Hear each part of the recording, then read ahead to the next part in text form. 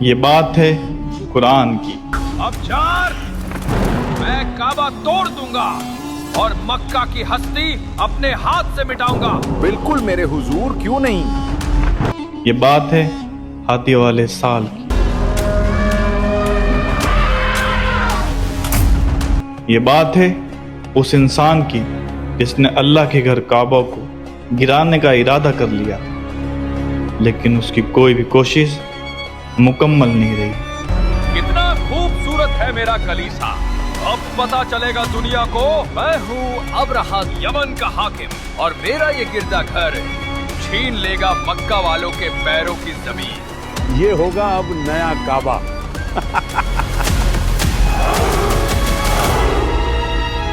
یہ بات ہے سورہ فیل کی۔ تر کیف فعل ربک باصحاب الفیل۔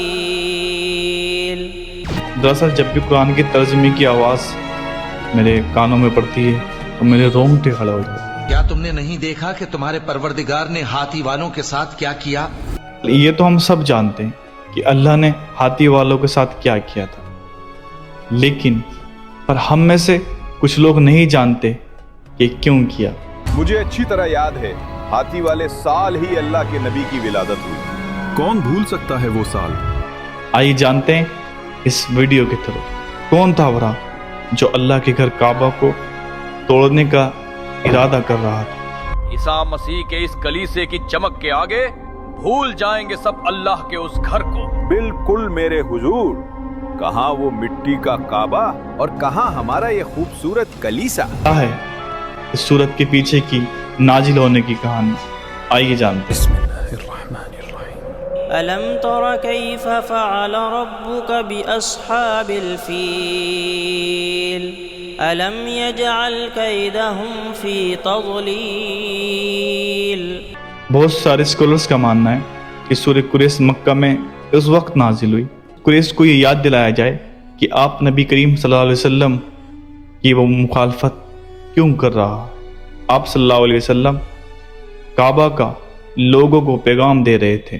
محمد کا پیغام لوگوں میں پھیل رہا ہے، لوگ ایک ایک کر کے ان پر ایمان لا رہے ہیں۔ تم کیا کہتے ہو اس بارے میں؟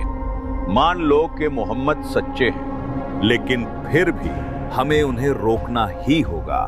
ذرا سوچ کر دیکھو، اگر ہم ان بتوں کو نکال پھینکیں گے تو کیا ہوگا؟ ہوگا کیا؟ نہ 360 بت ہوں گے اور نہ ہی ہم سربی گرمی کے وہ سفر کر سکیں گے۔ ہو سکتا ہے آس پاس کے قبیلے ہم پر حملہ کر دیں، جیسے ابراہا نے کیا تھا۔ اصل میں یہ باتیں سال 570 عیسوی کی، ابھی آپ نبی کریم صلی اللہ علیہ وسلم کی ولادت نہیں ہوئی تھی۔ یمن کا حاکم ابرا آج بہت خوش تھا۔ اس نے سہر سلا میں ایک شاندار کرسچن کلیس بنوایا تھا جو سونے چاندی، قیمتی ہیرے اور جواہرات سے بنا ہوا تھا۔ دیکھنا ابزار، یہ گرجا گھر یمن کی نئی تقدیر لکھے گا۔ اس امید سے کہ لوگ اب مکہ نہیں جائیں گے بلکہ میرے کلیس کا طواف کریں گے، لیکن ایسا ناممکن تھا، اور اس کی سوچ تھی کہ یمن بزنس کا ایک نیا مرکز بن جائے گا، لیکن ایسا نہیں ہوا۔ ایک منٹ، آپ سوچ رہے ہیں کہ اس نے اتنی ساری کوشش کی، لیکن اس کے کلیس کا کیا رہا؟ چلیے ہم بتاتے ہیں۔ اللہ تعالیٰ نے قرآن میں فرمایا کہ انہیں جتنی بھی کوشش کری، اس نے جو کلیس بنوایا، اللہ تعالیٰ نے اس کو نست و نابود کر دیا۔ لوگ وہاں آتے اور اس کو دیکھتے، لیکن کسی کا رخ اس کی طرف نہیں تھا، بلکہ سب کا رخ تھا اللہ کے گھر کعبہ کا۔